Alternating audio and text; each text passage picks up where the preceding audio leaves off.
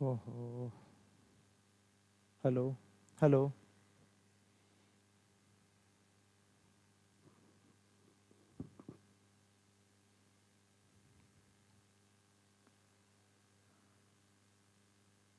Hello.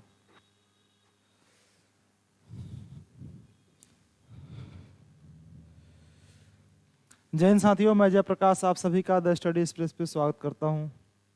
साथियों, जैसा कि आप सभी को पता है कि हम अपने इस चैनल पर एसएससी जीडी के प्रीवियस ईयर को सॉल्व करने की कोशिश कर रहे हैं। आप सभी जानते हैं कि पहले 25 क्वेश्चंस पूछे जाते थे, लेकिन इस बार से सिलेबस में थोड़ा सा, सिलेबस नहीं पैटर्न में थोड़ा सा बदलाव किया गया है, जिसमें आपको 20 क्वेश्चन पूछे जाएंगे मैथ्स के। प्रीवियस ईयर में 25 क्वेश्चन पूछे जाते थे, उन 25 क्वेश्चन में से मैं 20-20 क्वेश्चन का सेट आपको प्रैक्टिस करा रहा हूँ। इसके सिलसिले में आज हमारी दूसरी क्लास है। हालांकि पहले क्लास मैंने आज से एक सप्ताह पहले लिया था। जिस दिन मैंने क्लास लिया उसके अगले दिन ही इस कंप्यूटर का हार्ड डिस्क करप्ट हो गया, जिसके वजह से एक सप्ताह की देरी हो गई है, जिसके लिए मैं आपसे माफ़ी चाहूँगा। चलिए शुरुआत करते हैं, आगे बढ़ते हैं और देखते हैं अब मैं किस दिन का पेपर आपको सॉल्व कराने वाला हूँ। देखिए ध्यान से, मैं आपको जो पेपर सॉल्व कराऊंगा वो एसएससी जीडी प्रीवियस ईयर्स के क्वेश्चन होंगे, जो 16 नवंबर 2021 को पूछे गए सेकंड शिफ्ट में। सेकंड शिफ्ट में पूछे गए क्वेश्चंस आपको सॉल्व कराए जाएंगे। तो चलिए शुरू करते हैं। शुरू करने से पहले आज का ये मोटिवेशन, नशा मेहनत की करो ताकि बीमारी भी सक्सेस वाली लगे। जी हाँ, बिल्कुल सही बात है दोस्तों। अगर आप नशा करना ही चाहते हैं तो मेहनत का करें, क्योंकि जब कभी भी आपको कोई बीमारी लगे तो किस प्रकार की लगे, वो सक्सेस वाली बीमारी लगे। अगर आप चाहते हैं सक्सेस होना तो आज से ही मेहनत स्टार्ट करें, क्योंकि समय किसी का इंतज़ार नहीं करता। आप शुरुआत करें आज से ही, चाहे आप एक दिन ही काम करें, लेकिन शुरुआत करें आज से और उस एक दिन को एक एक दिन करके 11 में बदले, फिर एक और जोड़ करके 111 में, और एक दिन और जोड़ करके 1111। जैसे ही आप इस तरीके का काम करेंगे आप पहुंच जाएंगे अपने मंजिल तक। तो चलिए शुरुआत करते हैं पहले क्वेश्चन के साथ। क्वेश्चन आपके स्क्रीन पर ये रहा, आप क्वेश्चन को अच्छे से पढ़ें और इसे सॉल्व करने की कोशिश करें। देखिए जरा क्वेश्चन में क्या बोला गया। मैं क्वेश्चन को थोड़ा सा छोटा करता हूं और इधर साइड में करता हूं। आशा करता हूं आपको क्वेश्चन दिखाई दे रहा होगा। चलिए आइए आपके साथ ही साथ मैं भी इस क्वेश्चन को रीड करता हूं। इसमें बोला गया कि a dealer sold an article at a loss of 4%। Had he sold it for 120 more, he would have gained 8%। To gain 8% he should sell the article for. यानी कि एक व्यापारी किसी वस्तु को 4% की हानि पर बेचता है। कितने परसेंट की हानि पर बेचता है? 4% की हानि पर बेचता है। यदि इसे वह 120 रुपये और में बेचे, यानी कि 120 रुपये एक्स्ट्रा ले, तो उसे कितने का लाभ होगा? 8% का लाभ होगा। तो बोला गया कि आप इसे 11% का लाभ प्राप्त करने के लिए कितने में बेचेंगे। ध्यान से सुनिएगा। मानकर चलते हैं कि इस वस्तु की कॉस्ट प्राइस 100 रुपये होगी। शुरुआत में उसने 4% के लॉस पर बेचा, तो क्या आप इसे कहेंगे कि सर ये 96 में बेच रहा होगा? उसके बाद से इसने बेचा 8% के प्रॉफिट पर, तो आप कहेंगे कि सर इस 100 रुपये की वस्तु को 108 में बेच रहा होगा। कितने में बेच रहा होगा? 100 रुपये की वस्तु 108 में बेच रहा होगा। आप बताइए, पहले 96 में बेच रहा था, अब कितने में बेच रहा? 108 में। टोटल कितना ज्यादा हुआ पहले के मामले में? तो सर 96 और 108 अगर मैं जोड़ दूं, 96 और 108, क्या टोटल ये 12% हुआ या नहीं? यानी कि 12 यूनिट। ये 100% मैंने माना था 12%, लेकिन कितना ज्यादा में लिया गया? आप कहेंगे सर 120 रुपये। कितना ज्यादा? 120 रुपये। तो आप बताओ 12% की वैल्यू 120, तो 1% की वैल्यू कितनी होगी? आप कहोगे कि सर 120 को आप 12 से डिवाइड कीजिए, कितना होगा जी? 10 रुपये। 1% की वैल्यू कितनी मिली आपको? 10 रुपये। क्वेश्चन इतना ही नहीं, क्वेश्चन आगे पूछा गया है कि अगर आप इसे 11% के प्रॉफिट पर बेचना चाहते हैं तो कितने में बेचेंगे? 11% का अगर प्रॉफिट हो तो आप बताइए, 100 रुपया तो आपने इसको कॉस्ट प्राइस मान ही रखा था। अगर आप 11% का प्रॉफिट लेना चाहते हैं तो क्या आप इसे 110% में नहीं बेचेंगे? तो 1% की वैल्यू 10, तो 110% की वैल्यू कितनी होगी, बस आप इतना बता दें। तो सर 110% की वैल्यू निकालेंगे, 110 गुणे में क्या होगा जी 11, सॉरी 110 गुणे में क्या होगा 10। ठीक है जी। अब आप जरा मुझे बता दीजिए 110 को 10 से गुणा करेंगे तो क्या ये 1100 होगा? 1% की वैल्यू, ठीक है, कितना होगा 1100। क्वेश्चन का आंसर क्या होगा? ऑप्शन नंबर ए, 11% की वैल्यू, सॉरी 110 नहीं 111 होगा। ये 11% लेगा प्रॉफिट तो ये होगा कितना 111 होगा। अगर आप ध्यान से देखें तो ये कितना होगा 111%। देखिए जरा 111% की वैल्यू कितना होगा? आप कहेंगे सर 111 को गुणा कर दिया जाए 10 से, कितना होगा 1110। 1110 रुपये में उसे बेचना चाहिए, तब जाकर के उसे क्या होगा, तब जाकर उसे प्रॉफिट होगा। कितने का? आप कहोगे सर 11% का प्रॉफिट होगा। तो बेचे कितने में? 1110 रुपये में। Option number A is the right answer. आइए बढ़ते हैं नेक्स्ट क्वेश्चन की तरफ। आप जरा ध्यान से पढ़िए क्वेश्चन को। एक कक्षा के दो खंड ए और बी है, जिनमें क्रमशः 38 और 42 विद्यार्थी हैं। यदि वर्ग ए के विद्यार्थियों का औसत भार 55 किलोग्राम और वर्ग बी के विद्यार्थियों का औसत भार 32 किलोग्राम हो, तो कक्षा के सभी विद्यार्थियों का औसत भार कितना होगा? साथियों, जैसा कि आप जानते हैं कि मैंने इस चैप्टर को आपको ऑफलाइन क्लासेस में पढ़ा रखा है, एवरेज को अच्छे तरीके से बताया था कि इस प्रकार के क्वेश्चंस में एलिगेशन भी लगाए जा सकते हैं। आप जरा बताइए, दो सेक्शन है ए और बी, जिसमें 38 और 42 छात्र हैं। ए का औसत कितना है 55 और बी का औसत कितना है 32। तो पहले बात कर लेते हैं एवरेज पर। ए का एवरेज कितना है 55, बी का एवरेज कितना है 32। और ए में कितने विद्यार्थी थे सर 38, बी में कितने विद्यार्थी थे तो आप कहोगे सर 42। अगर मैं इनका रेशियो बनाऊं, स्टूडेंट्स का रेशियो बनाऊं, ये ए है, ये क्या है बी, स्टूडेंट्स का रेशियो बनाओगे तो अगर मैं इसको काट दूं, किससे कटेगा ये? अगर मैं 2 से काटूं तो 19 टाइम्स, और इसको 2 से काटूं तो कितना होगा 21। 2 से काट दिया जाए तो कितना होगा 21। अब आप जरा बताइए 19 रेशियो क्या मिला 21, 19 रेशियो 21। और मैंने बताया था कि ये बीच में जो वैल्यू आएगा इन दोनों का क्या होगा एवरेज होगा। तो कैसे निकालेंगे सर? इन दोनों के डिफरेंस को 19 रेशियो 21 में बांट लीजिए। इन दोनों के डिफरेंस को क्या करना होगा 19 रेशियो 21 में बांटना होगा। कैसे बांटेंगे? अब आप ही बताओ कैसे बांटे। पहले बताइए डिफरेंस कितने का है, तो आप कहेंगे सर डिफरेंस है ये 3 और इधर से माइनस कर दिया जाए तो क्या होगा 2। कितने का डिफरेंस है 23 का। इस 23 के डिफरेंस को 19 रेशियो 21 में बांटोगे। 23 के डिफरेंस को किस में बांटेंगे 19 रेशियो 21। तो आप कहेंगे सर 19 और 21 को जोड़ने पर कितना आएगा 40। अब आप बताइए इस 40 की वैल्यू है कितना, तो आप कहेंगे सर 40 की वैल्यू है 23। तो एक की वैल्यू कैसे निकाला जाएगा? तो सर 23 अपॉन 40, 23 अपॉन कितना होगा 40।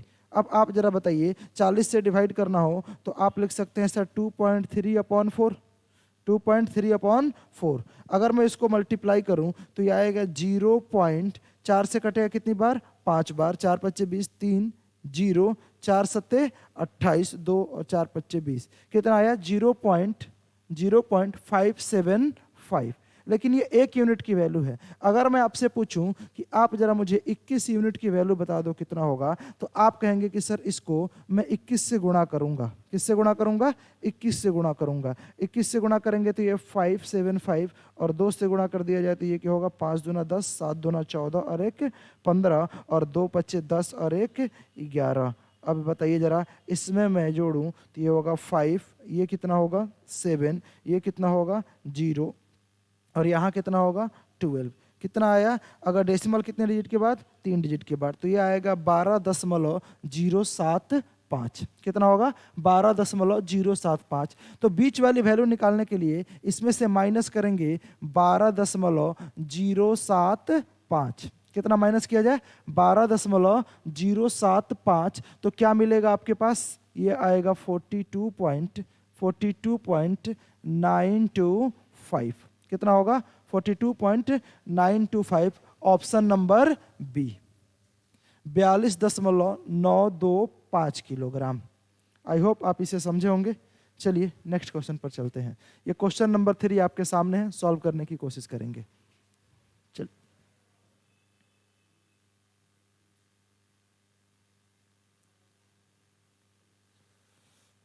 इसमें थोड़ा सा बदलाव करेंगे। इस क्वेश्चन में यहां पर थोड़ा सा बदलाव है, मैं देख करके बता दूंगा। आप इस क्वेश्चन को देखिए, क्वेश्चन नंबर 4 को, क्योंकि उसमें थोड़ा सा मिसप्रिंट हुआ है मुझे जहां तक लग रहा है। Good morning. आप क्वेश्चन नंबर 4 सॉल्व कीजिए।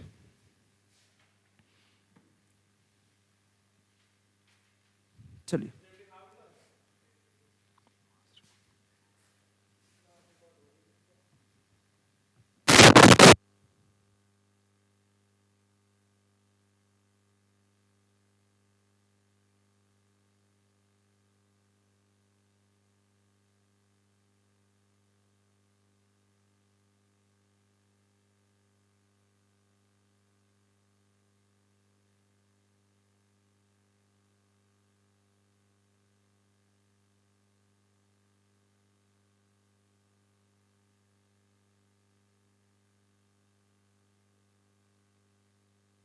देखिए जरा, 8% प्रति वर्ष की दर से कितना हो जाता है?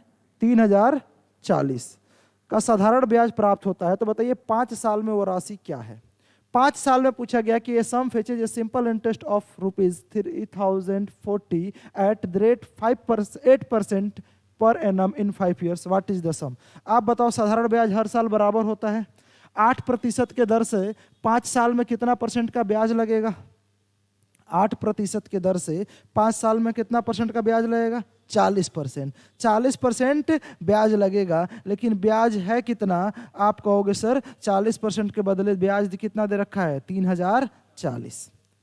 तो क्या वो मूलधन अपने आप में 100% रहा होगा? मूलधन अपने आप में कितना प्रतिशत? 100%। तो 40% की वैल्यू 3040। तो सबसे पहली बात कि अब आप 1% का निकाल लो या 100% का निकाल लो। तो 100% की वैल्यू कैसे निकालेंगे सर? 3040 को डिवाइड किया जाए किससे? 40 से, और गुणा किया जाए किससे? 100 से। सर 1 जीरो से 1 जीरो कटेगा। अगर 4 से काट दूं तो 4 सते 28, 2 और 4, 4 छके 24, और जीरो कितना? Double zero. कितना आया जी? 7600 रुपये। ऑप्शन नंबर बी इस क्वेश्चन का राइट आंसर होगा।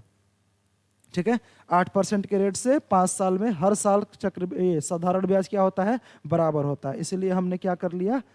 गुणा कर लिया है रेट इंटू टाइम से। चलिए आगे बढ़े। देखिए जरा, एक वायुयान की गति 120 किलोमीटर पर मिनट है, तो इसको मीटर पर सेकंड में बदले। क्या दे रखा है? किलोमीटर पर मिनट। तो ध्यान दीजिए, किलोमीटर पर मिनट का मतलब क्या हुआ? 120 किलोमीटर 1 मिनट में। तो आप जरा बताइए, इस 120 किलोमीटर को अगर आप मीटर में बदलोगे तो आप जानते हैं क्या कि सर 1 किलोमीटर बराबर 1000 मीटर। तो क्या 120 किलोमीटर बराबर 1,20,000 मीटर होगा? और ये 1 मिनट की बात की गई है। कितने मिनट की? 1 मिनट की। तो 1 मिनट को अगर आप सेकंड में बदलोगे तो 1 मिनट में कितना सेकंड भाई साहब? 60 सेकंड। आप बताइए, जीरो से जीरो कटेगा। अगर 6 से काट दूं तो ये 2 बार, और जीरो कितना? 3। क्या 2000 होगा? क्या 2000 मीटर पर सेकंड इस क्वेश्चन का आंसर होगा। नोट करते हुए चलेंगे और थोड़ा सा फास्ट करेंगे हम।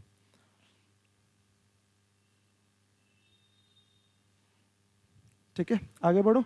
करना कुछ नहीं था, आपको किलोमीटर को मीटर में बदलना था और मिनट को सेकंड में बदलना था। जैसे ही हमने मिनट को सेकंड में बदला, हमारा आंसर।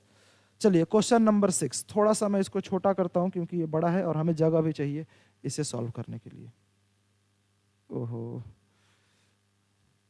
चलिए यही था ना क्वेश्चन, क्वेश्चन नंबर 6 पढ़ेंगे जरा क्वेश्चन आप सभी देख।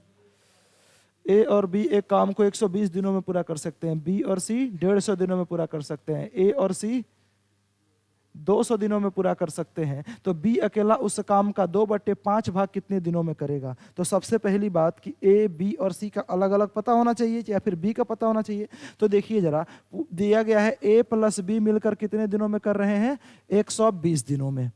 बी प्लस सी मिलकर कितने दिनों में कर रहे हैं, तो आप कहोगे सर 150 दिनों में। और सी प्लस ए यानी कि ए सी जो दे रखा है ये कितने दिनों में कर रहे हैं, 200 दिनों में। टोटल वर्क निकालने के लिए इन सब का हम क्या लेते हैं, एलसीएम। बताइए 12, 120, 50 और 200 का एलसीएम क्या 600 होगा। सब में एक एक जीरो कॉमन है, हटा लीजिए। 12, 15 और 20 का एलसीएम कितना होता है, 60। एक जीरो और लगा देंगे, एलसीएम कितना, 600। एलसीएम आ गया आपके पास 600। अब जरा आप मुझे बताओ, क्या इसकी इफिशियंसी ए प्लस बी की इफिशियंसी 5 होगी, इसकी इफिशियंसी कितनी होगी, 4, और इसकी इफिशियंसी 3। अगर सबको जोड़ दिया जाए तो ए 2 बार, बी 2 बार और सी 2 बार होगा।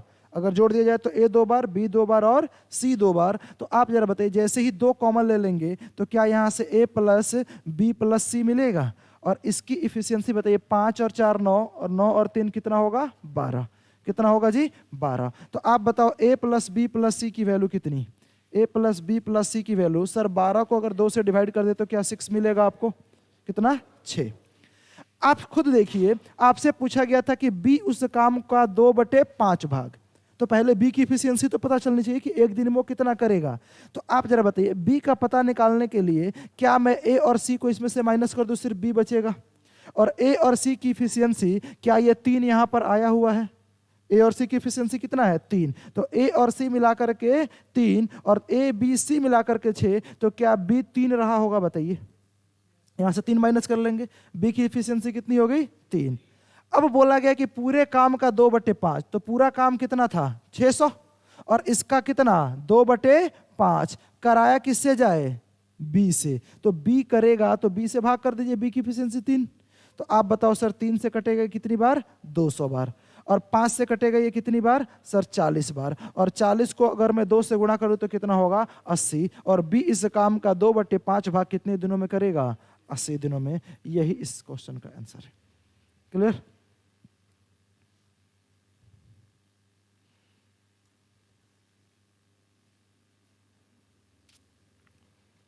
आज तो टेस्ट है, तैयार होके आए हैं, पूरा तैयारी के साथ आए होंगे। नहीं, कम से कम घर पे पढ़ना तो चाहिए आप उस, हाँ उस मतलब यही है मेरा। अब तैयार होने का मतलब ये नहीं अच्छा सा ड्रेस पहन के आ जाए, थोड़ी सी बाल सेट करवा ले इस। चलिए आगे बढ़े अब। चलिए देखिए नेक्स्ट क्वेश्चन पढ़ेंगे जरा।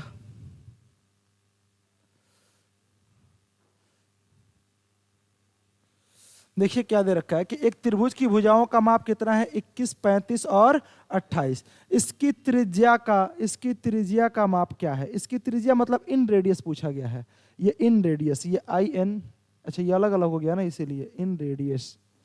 इन रेडियस का मतलब क्या हुआ, एक त्रिभुज के अंदर बनाया गया रेडियस। क्या होता है, एक त्रिभुज के अंदर बनाया गया रेडियस। अब वो त्रिभुज किसी भी प्रकार का हो सकता है, लेकिन ध्यान दीजिए ये एक आप त्रिभुज देख रहे हैं, ये A, B और C एक त्रिभुज है। त्रिभुज में 2 प्रकार के रेडियस बनाए जा सकते हैं, एक होता है इन रेडियस और दूसरा होता है सरकम रेडियस। इन रेडियस मीन्स होता है अंतः त्रिज्या। यहाँ पे हिंदी में थोड़ी सी मिस्टेक है क्योंकि वो बीच में इस आ गया था। इन रेडियस मीन्स क्या होता है, अंतः त्रिज्या। और बाह्य त्रिज्या को क्या बोलते हैं, सरकम रेडियस। अंतः त्रिज्या का मतलब ये हुआ कि सर इसके अंदर एक सर्कल बना दूं तो ये तीनों साइड से टच होकर के गुजर जाए, तो इसको हम क्या बोलेंगे, इन रेडियस। और एक होता है सरकम रेडियस। और सरकम रेडियस का मतलब क्या हुआ कि सर अगर आप सर्कल बनाएं तो सर्कल इनके तीनों कोनों से होकर के गुजरे। हालांकि ये थोड़ा सा टेढ़ा हो गया लेकिन आप समझने की कोशिश करेंगे ये क्या है, सर्कल है। तीनों कोन क्या हो, इसके सरकमफ्रेंस को टच करे तो सरकम रेडियस, और तीनों के तीनों साइड कहीं यहाँ पे टच करे तो ये क्या होता है, इन रेडियस। मैं यहाँ पर आपको दोनों बताने की कोशिश करूंगा कि सरकम रेडियस कैसे निकालते हैं और इन रेडियस कैसे निकालते हैं। अगर आप एक जान रहे, हो सकता है एग्जाम में दूसरा पूछ दिया जाए, जरूरी तो नहीं है कि यही आएगा सेम। आइए ध्यान देते हैं कि सबसे पहले त्रिभुज की भुजाओं का माप कितना है, 21 सेंटीमीटर, 35 सेंटीमीटर और 28 सेंटीमीटर। ये 21 सेंटीमीटर, 35 सेंटीमीटर और क्या है जी, 28 सेंटीमीटर। आप जरा बताओ 21, 28 और 35 का अगर आप रेशियो बनाओ तो क्या सभी 7 से कटते हुए दिखाई दे रहे हैं? तो क्या 7 त्रिक 21, 7 चौक 28 और 7 बच्चे 35। अगर आप सभी को याद हो तो ये एक और कुछ नहीं, पाइथागोरन ट्रिपलेट्स होता है, 3, 4, 5। इसका मतलब ये एक 90 डिग्री एंगल का ट्रेंगल बनाएगा और ये कैसा ट्रेंगल होगा, राइट एंगल ट्रेंगल होगा। दरवाजा बंद कर दीजिए, राइट एंगल ट्रेंगल होगा। ठीक है भाई, राइट एंगल ट्रेंगल होते ही अब आप यहां पर जानते हैं कि कितने डिग्री का एंगल बनेगा, 90 डिग्री का। यहां भी कितने डिग्री का एंगल बनेगा, 90 डिग्री का एंगल बनेगा भाई साहब। ठीक है, जब कभी भी आपको इन रेडियस निकालना हो, क्या निकालना हो, इन रेडियस यानी अंतः त्रिज्या निकालनी हो, निकालना क्या हो, अंतः त्रिज्या, तो आप उसमें के लिए क्या करेंगे, आप इसके परपेंडिकुलर को और बेस को जोड़ेंगे और माइनस करेंगे किसको, हाइपोटेनस, यानी कि लंब और आधार को जोड़ेंगे। क्या होता है, लंब प्लस आधार माइनस का कर्ण, क्या होगा जी, माइनस का कर्ण बटे 2। समझ पा रहे हैं मैं क्या बताया हूं, लंब प्लस आधार माइनस का कर्ण बटे 2। तो बताइए इसमें लंब 21 है, आधार कितना है, 28। 21 और 28 को जोड़ेंगे, 21 प्लस 28 और माइनस क्या किया जाए, 35। माइनस क्या करेंगे, 35 और इसको क्या करेंगे, 2 से भाग। तो आप जरा बताओ 28 और 21 होता कितना है भाई साहब, 49। और 49 में से 35 माइनस करेंगे तो 14 और 14 का आधा। क्या इस क्वेश्चन का आंसर 7 होगा, इस क्वेश्चन का तो आंसर 7 हो गया। लेकिन अगर पूछा जाए इसका सरकम रेडियस, क्या पूछा जाए, सरकम रेडियस यानी कि बाह्य त्रिज्या, क्या पूछा जाए आपसे, बाह्य त्रिज्या, सरकम रेडियस पूछा जाए और ये भी एक राइट एंगल ट्रेंगल हो तो और भी आसान होता है। बस आपको क्या करना है, इसके हाइपोटेनस का आधा करना है, यानी कि इसके कर्ण का आधा करना है। किसका आधा करेंगे, कर्ण का आधा कर देंगे, कर्ण बटे 2। बताओ तो अगर सरकम रेडियस पूछा जाता तो कर्ण कितना था, 35। अगर पूछा जाता तो क्या आप 35 का आधा कर देते, कितना होता जी, 17.5। यही इसका आंसर होता है। दोनों आप समझ चुके हैं, अगर अगली बार कभी क्वेश्चन पूछे तो मेरे ख्याल से आप इसमें अटकेंगे नहीं, कर लेंगे। क्लियर, बस आप ये नोट कर लीजिए, फिर मैं आगे बढ़ता हूं। लाइट ऑन कर लो पीछे से अगर दिक्कत है तो।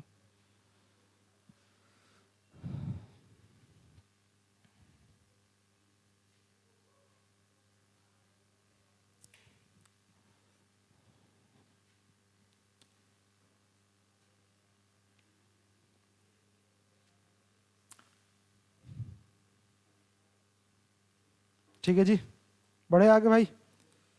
चलिए नेक्स्ट क्वेश्चन पे आते हैं, क्वेश्चन नंबर 8।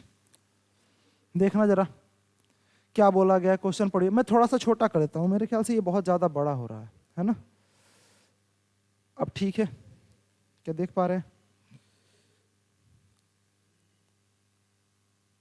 ज्यादा छोटा हो गया, ठीक है ना। मैं देख लूं रिकॉर्ड में क्या चेक सही से आ रहा, हाँ काफी दिखाई दे रहा, कोई दिक्कत नहीं है।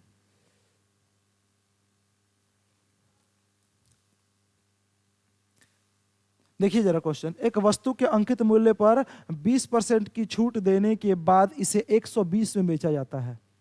यदि छूट नहीं दिया जाए, यदि छूट नहीं दिया जाए तो लाभ कितना होता है, 20% का लाभ होता है। तो वस्तु का क्या बताओ, क्रय मूल्य बताओ।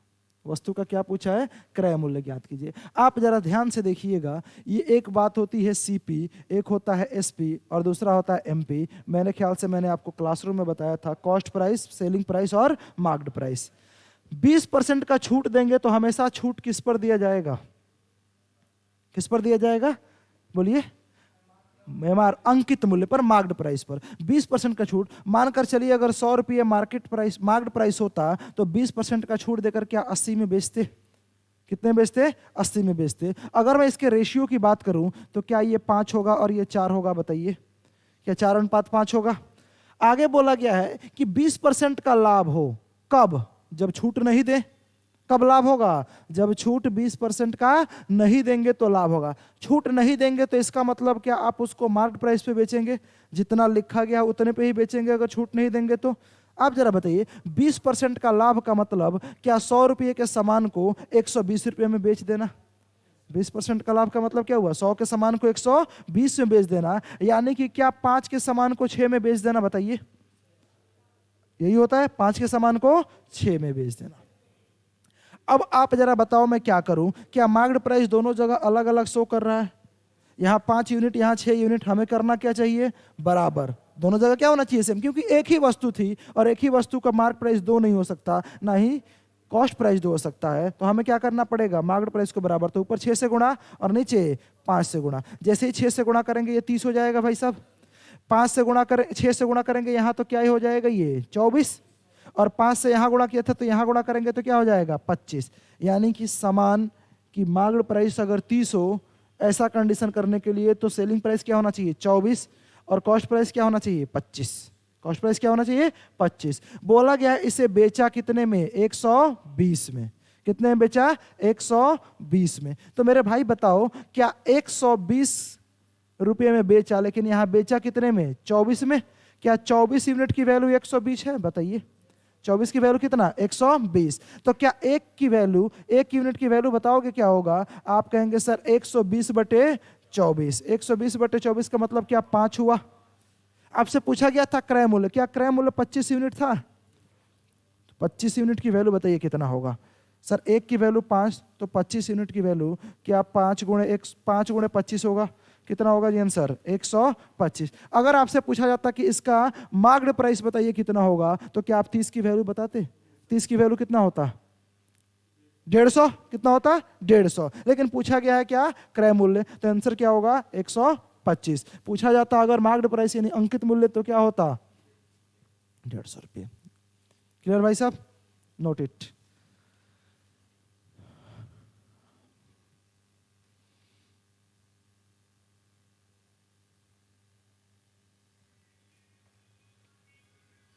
फोन टाइम हो गया है क्या?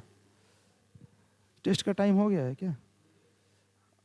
20 मिनट बचा हुआ है, काम करते हैं, थोड़ा सा फास्ट करेंगे, नोट करने का समय नहीं है।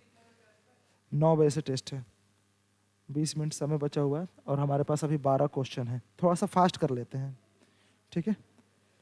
चलिए जरा इस क्वेश्चन को पढ़ेंगे। किसी वस्तु की कीमत पर 20% की छूट। कौन बजा रहा है गाना बाहर? किसके? अपने क्लास के? देखिए जरा, a discount of 20% on a price of an article, the same is the discount of 25% on the price of another article। यानी एक आर्टिकल पर 20% का डिस्काउंट है, उतना ही दूसरे आर्टिकल पर 25% का डिस्काउंट है। The price of two article will be respectively, तो बोल रहा है कि उन दो वस्तुओं की कीमत क्या हो सकती है। तो बताइए, एक वस्तु को मैंने क्या मान लिया? एक्स। एक वस्तु को क्या मान लिया हमने? एक्स मान लिया, और दूसरी वस्तु को वाई मान लेते हैं, कोई दिक्कत नहीं। पहली वस्तु को एक्स माना और दूसरे वस्तु को क्या मान लिया जी हमने? वाई मान लिया। अब बताइए, पहले वस्तु पर 20% का छूट और दूसरे वस्तु पर 25% का छूट, और दोनों वस्तुओं पर इतना छूट देने के बाद two article will be and the price of the two article will be, ठीक है? हाँ जी, तो एक बात बताइए, इस पर कितने परसेंट का छूट? 20%। और इस पे कितने परसेंट का छूट? 25%। क्या दोनों छूट बराबर है? क्वेश्चन में तो यही बोल रखा है, दोनों छूट क्या है जी? बराबर है। तो आप जरा बताइए, क्या परसेंटेज से परसेंटेज कटेगा? 5 से ये 5 बार, 5 से ये 4 बार, क्या 4x बराबर 5y? तो आप बताइए x रेशियो y कितना हुआ? सर 5:4 बताया था, x के वैल्यू y के साथ, y के वैल्यू x के साथ। यानी कि अगर x 5 रुपये तो y कितना होगा? 4। x 50 रुपये तो y कितना होगा? 40। क्या 50 और 40 ही इस क्वेश्चन का आंसर होगा क्या? यही है। अगर 10 से गुणा करें तो उसमें भी 10 से गुणा होगा। चलो नेक्स्ट पे, क्वेश्चन नंबर 10।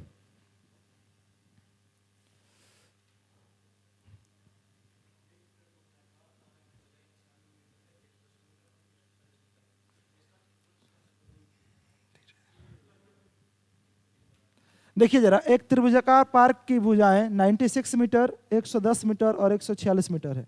इसका क्षेत्रफल समचतुर्भुज के आकार के एक मैदान के क्षेत्रफल के बराबर है, जिसका एक विकर्ण क्या है 60 मीटर, तो दूसरे विकर्ण की लंबाई बतानी है। सबसे पहली बात कि एक त्रिभुजाकार पार्क है, इस पार्क के बारे में थोड़ा सा जानकारी ले लेते हैं। ये एक पार्क कुछ इस प्रकार से है। मैंने डायरेक्ट इसको राइट एंगल ट्रायंगल क्यों बना दिया, अगर आपको याद हो तो मैंने क्लास में बताया था 96, 110 और 46 एक पाइथागोरन ट्रिपलेट होता है। नहीं पता तो जरा ध्यान से देखिएगा, ये 96, उसके बाद से क्या है ये 110 और उसके बाद से क्या है 146। अगर 2 से काट दिया जाए तो ये कितना होगा बताइए 48, ये कितना होगा 55 और ये कितना होगा 73। और आपको पता होना चाहिए कि 48, 55 और 73 एक पाइथागोरन ट्रिपलेट्स हैं। हाँ, टेबल वगैरह अभी मैंने आपको क्लास में ये पढ़ाया नहीं है, पढ़ाया नहीं है, क्लास में करा देंगे। अभी फिलहाल के लिए याद रखेंगे कि ये क्या है, एक पाइथागोरन ट्रिपलेट्स है। अब आप बताइए, जब एक त्रियक है ये पाइथागोरन ट्रिपलेट्स है, तो क्या ये 96 होगा, ये कितना होगा 110 होगा। कौन है भाई साहब, क्यों फोन बजा रहे हो? 110 होगा और ये कितना होगा 146 और ये कितना 90 एंगल, 90 डिग्री का एंगल बनेगा। और आप जरा बताइए, क्या इस त्रिभुज का क्षेत्रफल 1/2 आधार गुणा ऊंचाई होगा? क्यों होगा? क्योंकि ये एक राइट एंगल ट्रायंगल हो चुका है। राइट एंगल ट्रायंगल नहीं रहता तो तीनों साइड से हम क्या लगाते, पाइथागोरन ट्रिपलेट, ये लगाते, हीरोन्स फार्मूला लगाते। अब हीरोन्स फार्मूला से ये बड़ा हो जाएगा, लेकिन पाइथागोरन ट्रिपलेट्स है, राइट एंगल ट्रायंगल है, तो क्या लगाएंगे 1/2 आधार गुणे ऊंचाई, यानी बेस इंटू में क्या होता है हाइट। तो बताओ 1/2 आधार कितना है इसका, आप कहोगे सर 110, ऊंचाई कितनी है 96। क्या ये इसका ये होगा क्षेत्रफल? हमें इसको अभी सॉल्व नहीं करना। बोला गया कि इसका क्षेत्रफल एक किसके क्षेत्रफल के बराबर है, एक समचतुर्भुज के क्षेत्रफल के बराबर है, रोम्बस के क्षेत्रफल के बराबर है। ये रोम्बस कुछ इस प्रकार से होता है, आपने देखा होगा स्क्वायर, और स्क्वायर को अगर दाब कर थोड़ा सा टेढ़ा कर दिया जाए तो क्या बनेगा, ये रोम्बस बनेगा। इसकी सारी भुजाएं क्या होती हैं, बराबर होती हैं, सारी भुजाएं बराबर होती हैं। हाँ, इसमें 2 डायगोनल होता है, डायगोनल 1 और डायगोनल 2। कितने डायगोनल होते हैं, 2 डायगोनल, डायगोनल 1 और डायगोनल 2, यानी एक विकर्ण और 2 विकर्ण। और एक विकर्ण दे दिया जाए तो दूसरा विकर्ण, इसका क्षेत्रफल निकालने का फॉर्मूला होता है d1 इंटू d2/2, यानी पहला विकर्ण और दूसरे विकर्ण को गुणा करेंगे और 2 से क्या करेंगे, भाग करेंगे। इसमें पहला विकर्ण कितना है भाई साहब 60, पूछा गया है दूसरा विकर्ण बताइए। तो आप बताओ इन दोनों का क्षेत्रफल क्या इक्वल होगा? क्वेश्चन में ही बोला गया है इक्वल होगा। तो इसके बदले क्या 1/2 गुणे 110 गुणे 96 बराबर d1 के बदले 60 लिख दूं, इंटू d2 हमें निकालना था अपॉन 2। क्या ये 2 से 2 कटेगा? सर ये 0 से 0 कटेगा बताइए। सर 6 से कटेगा, ये कितने बार में, 96 कितने बार में बोली,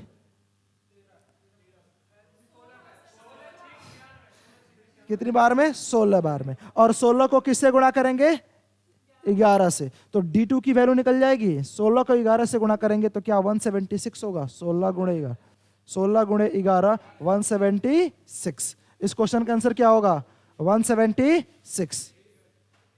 चलिए नेक्स्ट क्वेश्चन पे आइए, फटाफट करेंगे। मीन प्रोपोर्शन पूछा गया है, सॉरी थर्ड प्रोपोर्शन पूछा गया है। क्या पूछा गया है, थर्ड प्रोपोर्शन। याद रखेंगे कि जब कभी भी आपको वैल्यू दिया जाए और थर्ड प्रोपोर्शन निकालना हो, यानी तृतीय समानुपाती, तीसरा समानुपाती निकालना हो, तो आपके पास फॉर्मूला होता है क्या जी, b² अपॉन a। क्या होगा, b² अपॉन a, यानी ये वैल्यू क्या है a, ये वैल्यू क्या है b। तो आप तो आसानी से कर लेंगे। b² अपॉन a का मतलब क्या, 36 का स्क्वायर। स्क्वायर करके लिखेंगे नहीं, आपको अल्टीमेटली काटना है, तो क्या 36 गुणे 36, 36 का स्क्वायर होगा, और अपॉन ए का मतलब क्या जी 9। ये 9 से कटेगा 36 कितनी बार, 4 बार। 36 को 4 से गुणा कीजिए, आंसर आएगा 36 चौके कितना होता है जी 144। इस क्वेश्चन का सही आंसर होगा।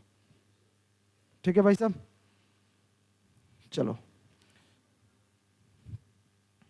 सॉल्व कर पाएंगे क्या, आसान सा क्वेश्चन। हाँ, सिंप्लीफिकेशन। आप जानते हैं कि बोर्ड मास लगाया जाए तो सबसे पहले डिवाइड, तो डिवाइड करिए। अगर 523 को 523 से डिवाइड करेंगे तो क्या ये 1 होगा, और एक में अगर 523 से गुणा करेंगे तो 523, और 523 में 523 जोड़ दिया जाए तो क्या 1046 होगा। इस क्वेश्चन को करने के लिए आपको पेन तक उठाने की जरूरत नहीं है। चलो अब ये करो, इसमें पेन वगैरह सब उठाने पड़ेंगे। अब मैं थोड़ा सा छोटा कर दूं इसको। चलिए, एक दुकानदार के पास कुछ खिलौने हैं, वह 2/3 खिलौने को 35% के लाभ पर और शेष खिलौने को 10% के हानि पर बेचता है, तो उसके द्वारा कुल लाभ प्रतिशत ज्ञात करें। ठीक है जी, आप जरा बताइए, उसके पास कितने खिलौने थे नहीं पता, लेकिन उस खिलौने का कितना 2/3। 2/3 का मतलब क्या 2/3 हुआ। इस 2/3 का मतलब क्या 3 खिलौने थे तो 2 खिलौने बेचा, और 2 खिलौने बेचा कितने परसेंट के लाभ पर, 35% के लाभ पर। तो आप जरा बताइए 35% के लाभ पर कितने खिलौने, 2 खिलौने। और आप जरा बताओ जब 3 खिलौना था 2 खिलौना बेच दिया तो और खिलौना कितना बचा उसके पास, 1, और 1 खिलौना बेचा है कितने परसेंट के, 10% की हानि का मतलब क्या माइनस का 10% होगा। अगर आपको याद हो तो दोनों को मिला करके ओवरऑल प्रॉफिट और लॉस परसेंटेज निकालने की क्या बीच की वैल्यू निकालते हैं एलिगेशन लगाकर। बीच की वैल्यू कैसे निकालेंगे सर, ऊपर दोनों के डिफरेंस को क्या किया जाए, 2:1 में बांटा जाए। बताओ 35 और 10 कितने का अंतर है, 25 का नहीं, 25 का नहीं भाई साहब, एक प्लस का है एक माइनस का है, याद रखना 45 का अंतर है। मैं डिफरेंस पूछ रहा हूं, ठीक है।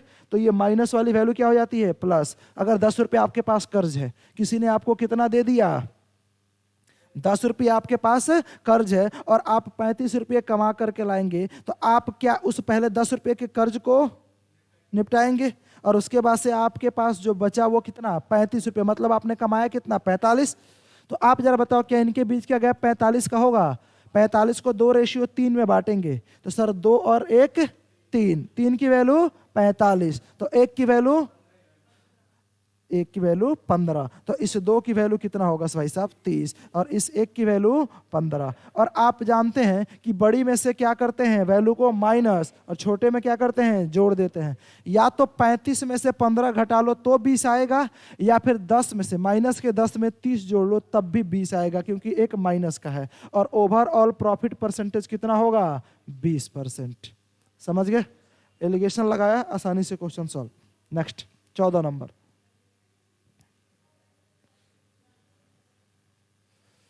पढ़िएगा जरा क्वेश्चन। 2 ट्रेन क्रमशः ए और बी से स्थानों से शुरू होती हैं और एक दूसरे की ओर 60 किलोमीटर प्रति घंटा और 50 किलोमीटर प्रति घंटा की गति से यात्रा करती हैं। जब वे मिलते हैं तो तेज ट्रेन धीमी ट्रेन की तुलना में 1 किलोमीटर अधिक यात्रा कर चुकी है। ए और बी की बीच की दूरी ज्ञात करें। ठीक है जी, ऑपोजिट डायरेक्शन में 2 ट्रेन से start from place A and place B, 2 place से स्टार्ट हो रही हैं तो एक ही डायरेक्शन में तो जाएंगी नहीं। देखिए जरा, और उनके बीच की दूरी, एक प्लेस ए है और दूसरा क्या है बी। ये ट्रेन इधर से जा रही है और ये वाली ट्रेन इधर से आ रही। जब ए वाली ट्रेन गई तो इसकी स्पीड कितनी थी 60 किलोमीटर पर आवर, तो ट्रेन ए की स्पीड क्या 60 किलोमीटर पर आवर, और ट्रेन बी की स्पीड कितना है 50 किलोमीटर पर आवर, और दोनों कहाँ जा रही हैं एक दूसरे के अपोजिट डायरेक्शन में। कहाँ जा रही है भाई साहब, अपोजिट डायरेक्शन में। अगर आपको याद हो तो मैंने बताया था कि जब अपोजिट डायरेक्शन में जाती हैं ट्रेनें और जब वो मिलती हैं तो इस कंडीशन में समय बराबर होता है। जितना समय ट्रेन ए लेगी उतना ही समय ट्रेन बी लेगी। ट्रेन ए और ट्रेन बी के द्वारा लिया गया समय क्या होगा बराबर। तो याद करो मैंने बताया था स्पीड इनटू में टाइम बराबर क्या होता है डिस्टेंस। अगर टाइम ही सेम हो तो क्या स्पीड का रेशियो ही डिस्टेंस का रेशियो कहलाएगा। अगर टाइम ही सेम हो तो स्पीड का रेशियो क्या कहलाएगा डिस्टेंस का रेशियो कहलाएगा। तो स्पीड का रेशियो बताइए, ये 60 किलोमीटर पर आवर, ये 50 किलोमीटर पर आवर। अगर रेशियो बनाओगे तो क्या 0 से 0 कैंसिल आउट, क्या 6:5 हुआ। तो क्या ये स्पीड का रेशियो है। मैंने किसका रेशियो बनाया स्पीड का। तो क्या स्पीड का ही रेशियो टाइम डिस्टेंस का रेशियो होगा। स्पीड का रेशियो किसका होगा? डिस्टेंस का रेशियो। और ये भी क्या होगा? 6:5। यानी ए 6 किलोमीटर चले तो भी कितना चलेगा? 5 किलोमीटर। ए 12 किलोमीटर चले तो भी कितना चलेगा? 10 किलोमीटर। ए अगर 18 चले तो भी कितना चलेगा? 15। आप देख पा रहे हैं क्या ए बी से 1 यूनिट ज्यादा चल रहा है या नहीं उतना ही समय में? ए बी से कितना यूनिट ज्यादा चल रहा है? 1 यूनिट। लेकिन क्वेश्चन में बोला गया था, क्वेश्चन में क्या बोला गया था? कितना ज्यादा चला है भाई साहब? 110 किलोमीटर। तो क्या 1 यूनिट की वैल्यू 110 किलोमीटर हो गई? 1 यूनिट की वैल्यू कितना?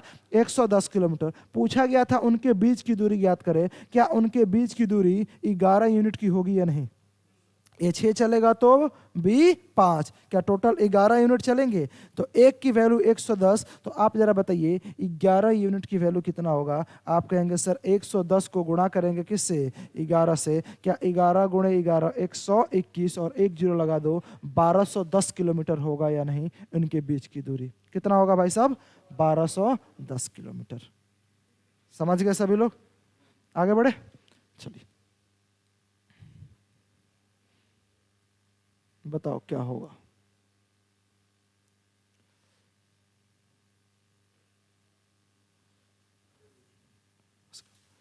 देखिए जरा, दो संख्याओं का अनुपात क्या दे रखा है? 9:5।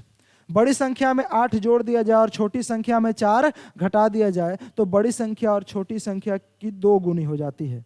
बड़ी संख्या छोटी संख्या की 2 गुनी हो जाती है। पहले संख्या बताइए, ये 9 है और ये 5 है, तो क्या रियल संख्या 9x और 5x रहा होगा या नहीं? बताओ कितना रहा होगा? 9x और 5x।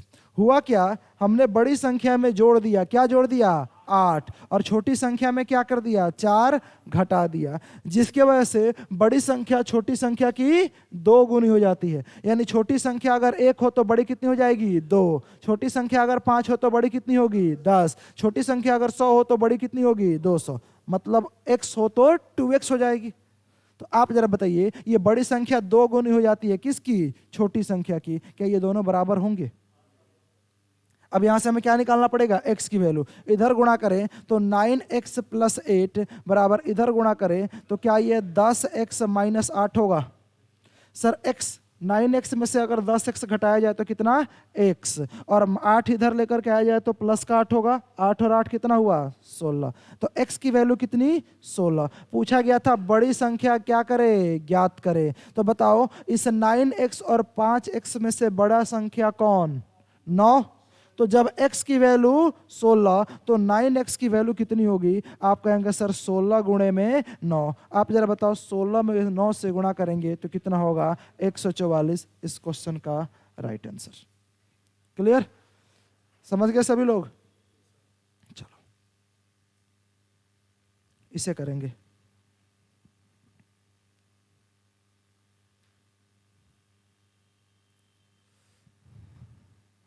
ये 7% है, ये 70% है? 7% है।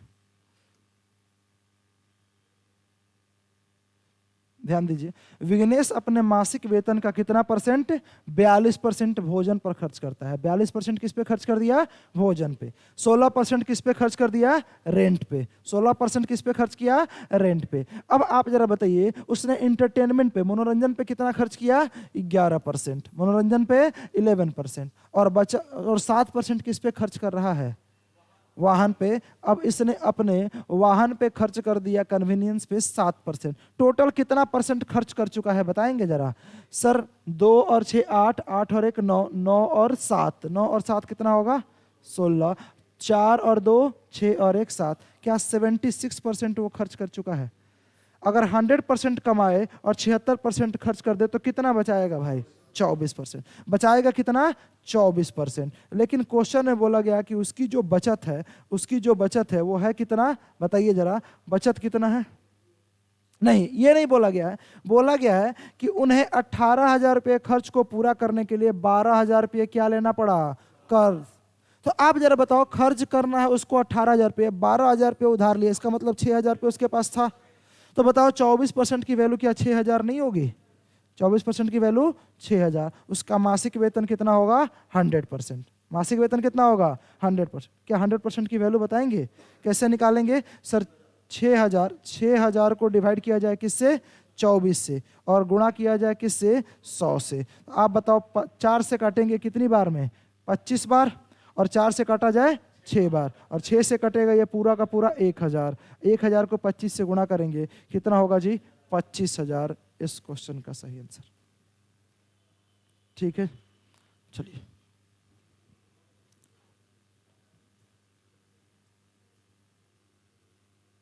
Question number 17।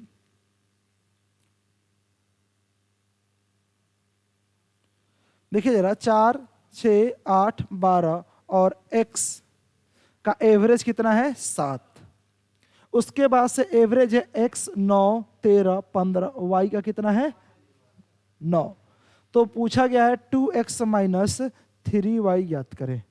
तो आप जरा बताओ, क्या यहां से x की वैल्यू निकालेंगे आप? सर एवरेज कितने संख्याओं का? 1, 2, 3, 4, 5 संख्याओं का एवरेज कितना है? 7। तो क्या टोटल 35 रहा होगा? टोटल कितना रहा होगा? 35। इसमें जोड़िए 4 और 6 10, 10 और 20 30, 30 प्लस x बराबर कितना है? 35। तो क्या x बराबर कितना होगा? 5। x बराबर कितना होगा? 5। अब उसी x की वैल्यू यहां रखो। ये भी कितनी संख्याएं हैं? 5, और 5 संख्याओं का औसत कितना? 9। तो क्या टोटल 45 होगा? टोटल कितना होगा भाई? 45। इस 45 में इधर 5 और 9 14, 14 और 13 कितना? 27, 27 और 15, 27 और 15 42। ये बताइए 42 प्लस y बराबर 45। तो क्या y बराबर 3? पूछा गया था क्या आपसे?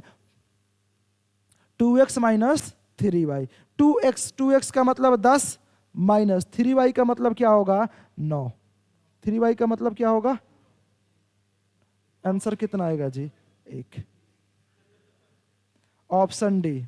और कौन बता रहा था? 5। सिर्फ x की वैल्यू नहीं चाहिए हमें, पूरा का पूरा आंसर निकाल करके बताना है। ठीक है, ठीक है।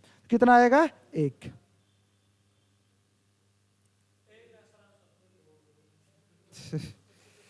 चलो 2-3 क्वेश्चन और बचा है, थोड़ा जल्दी से निपटा लेंगे। देखिए जरा क्या दे रखा है, पढ़ेंगे जरा। यदि 2 वर्षों के लिए एक निश्चित राशि पर चक्रवृद्धि ब्याज 9% पर एनम की दर से 3762 रुपये हो जाती है, तो क्या बताना है आपको? मूलधन बताना है कितना होगा। कितना बताना है? मूलधन, प्रिंसिपल बताना है। आप बताओ 9% के रेट से 9% के रेट से 2 साल में कंपाउंड इंटरेस्ट कैसे निकालेंगे? क्या आपको बताया था कि 9% के रेट से आपको अगर कंपाउंड किसी भी परसेंट का निकालना हो और 2 साल का निकालना हो तो क्या करते हैं? सक्सेसिव लगा दिया जाता है। क्या करते हैं भाई साहब? सक्सेसिव लगाया जाता है। सक्सेसिव कैसे लगाते हैं? सर 2 साल के लिए सक्सेसिव का फॉर्मूला होगा x plus y plus x y upon 100। यही होगा। अगर रेट सेम हो तो क्या हो जाएगा? यहां भी x रखेंगे तो 2x, और यहां भी x रखेंगे तो क्या हो जाएगा? X square upon 100। Rate same हो तब 2x plus x square upon 100। कैसे आया? सर y के जगह x रख लिया तो x और x 2x, यहां भी y के जगह x रखा तो x इंटू एक्स क्या हो जाएगा? X square upon 100। अब आप जरा बताओ 9% यहां रखोगे तो क्या ये 18 प्लस 9 का स्क्वायर 81 अपॉन 100? क्या ये 18.81% हुआ या नहीं? कितना होगा? 18.81%। और इसके बदले में आपको दिया कितना गया है? 37, यही दिया गया है 3762। तो आप जरा बताओ 1% की वैल्यू कैसे निकालेंगे, या फिर 100% की वैल्यू कैसे निकालेंगे? 100% की वैल्यू निकालने के लिए हम क्या करेंगे? सर 3762 को डिवाइड करेंगे 18.81 से और गुणा करेंगे किससे? 100 से। सर अगर इस डेसिमल को हटाऊं तो 2 जीरो और लगेगा। और बताइए 1881 का क्या 2 गुना ये है? 3762, और 2 गुणे क्या होगा? 10,000। 2 गुणे 10,000 कितना होता है भाई? 20,000। इस क्वेश्चन का आंसर कितना होगा? 20,000। आगे बढ़े, चलो 2 क्वेश्चन और बचा हुआ है, थोड़ा जल्दी से करेंगे भाई।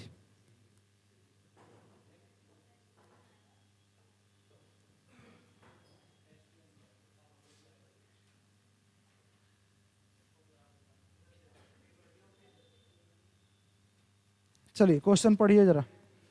5 वर्ष पहले ए, बी और सी की आयु का अनुपात कितना था? 4:5:7। उनकी वर्तमान आयु का योग कितना है? 35 वर्ष। वर्तमान आयु का योग क्या है? 35 वर्ष। 5 वर्ष पहले अगर देखा जाए तो क्या तीनों लोग 5-5 साल कम होंगे? 5 वर्ष पहले तीनों लोग 5-5 साल कम होंगे, तो क्या टोटल में 15 साल की कमी आएगी? टोटल में कितने साल की कमी? 15 साल की। एक आदमी 5 साल छोटा तो 3 आदमी 15 साल। अभी उन सब का योग कितना है? 135। तो क्या 5 साल पहले 120 रहा होगा? इनका रेशियो 4:5 कितना है? 7। और इनका टोटल कितना? 120।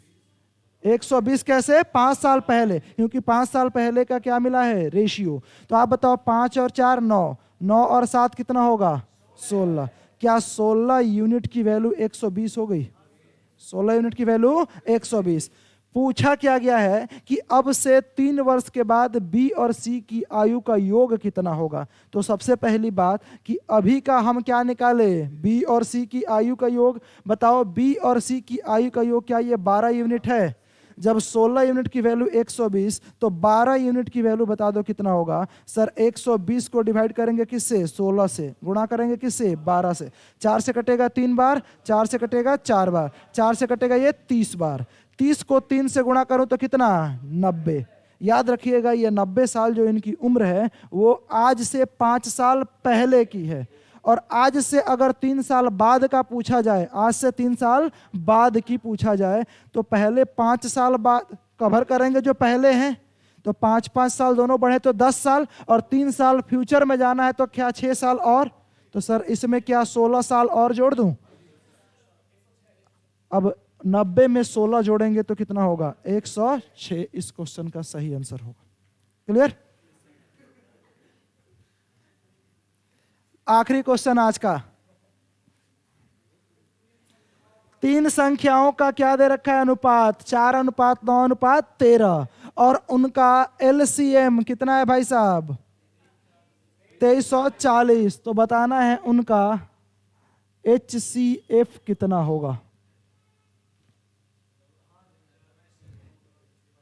बताइए, उनका HCF कितना होगा? बताओगे? ध्यान से सुनेंगे जरा, HCF और LCM कैसे निकाला जाता है। अगर मैं आपको बोलूं, थोड़ा सा मैं आपको और समझाने की कोशिश करता हूं। देखिए, क्या हुआ? मक्खी बैठी है क्या? ये अच्छा, पेज 20 फुल हो चुके हैं ना? पेज फुल हो चुके हैं 20। कोई बात नहीं। अगर मैं आपको बोलूं, ध्यान से सुनो, कि 15 और 20 का एलसीएम निकालो। 15 और 20 का एलसीएम कितना होता है? 60। और मैं बोलूं 15 और 20 का एचसीएफ निकालो, तो ध्यान से देखेंगे जरा इसमें क्या अंतर होता है। सर 15 को आप क्या लिख सकते हैं? 3 गुणे में 5। और 20 को आप क्या लिख सकते हैं? 2 का स्क्वायर गुणे 5, यानी 4 गुणे में 5। क्या लिख सकते हैं? 4 गुणे 5। एलसीएम क्या होगा? जो दोनों में क्या हो? कॉमन आए। जो दोनों में कॉमन आए उसे एक साथ लेंगे। दोनों में क्या कॉमन है? 5, तो ये 5 आएगा। और जो अनकॉमन हो उसे भी लिखा जाता है। यहां पर 3 है और यहां पर क्या है? 4। अरे 2 की पावर 2 मतलब 4। गुणा करेंगे 5 को 3 से 15 और 15 को 4 से गुणा करेंगे, क्या आ जाएगा? 60। इसका एलसीएम। लेकिन अगर HCF की बात की जाए, HCF की बात की जाए, तो सिर्फ जो कॉमन होता है उसे ही लिया जाता है। क्या हो जी? दोनों में कॉमन 5, तो HCF क्या होगा? 5 होगा। अब इस क्वेश्चन पे आ जाते हैं, जरा ध्यान से देखेंगे। अगर इतनी बात आप समझ चुके होंगे तो इस क्वेश्चन को देखिए। क्या ये रेशियो दे रखा है? बताओ, रेशियो क्या है? 4:9:13। 4:9:13। क्या ये एक्चुअल नंबर है या रेशियो? रेशियो। अगर ये रेशियो है तो क्या एक्चुअल नंबर 4x, 9x और 13x रहा होगा? अब आप बताइए, इन सब में कॉमन क्या मिलेगा? x। इन सब में कॉमन क्या मिलेगा? x। और इनका 4, 9 और 13 क्या कोई कॉमन है इसमें? नहीं है। तो एलसीएम निकालने के लिए x गुणे 4 गुणे 9 गुणे 13 ये लिखा जा सकता है। और इसकी वैल्यू है कितना सर? 2340। कितना है जी? 2340। क्या आप x की वैल्यू बता सकते हैं? बिल्कुल सर, 4 से काट दिया जाए, 4 पच्चे 20, और उसके बाद से 4 से काटा जाए, 4 अट्ठे 32, फिर 4 पच्चे 20। अगर 9 से काटा जाए तो बताइए कितना होगा? 9 छक्के 54, और बताइए 9 पच्चे 45, और 13 से काटे तो 5 बार में। तो आप जरा बताओ x की वैल्यू कितनी मिली आपको? 5। अगर मैं आपसे पूछता हूं कि आप इसका क्या बता दीजिए? HCF बता दीजिए। क्या बता दीजिए भाई? HCF। तो जरा ध्यान से सुनो, क्या HCF वही होगा जो इनमें कॉमन हो? और इनमें कॉमन था क्या? x। तो क्या x की वैल्यू आप निकाल नहीं चुके हैं? 5। तो इस क्वेश्चन का आंसर क्या होगा? 5। समझ गए? इस क्वेश्चन का आंसर होगा ऑप्शन नंबर ए। तो आप इस पेपर से देख सकते हैं कि एग्जाम का लेवल क्या होता है। ठीक है, और आप जो पढ़ रहे हैं उससे घबराएं नहीं, वो बेसिक चीजें हैं। अब आप जानते हैं कि अब हो चुका है क्लास ओवर। मिलेंगे अगली क्लास में, तब तक के लिए थैंक यू।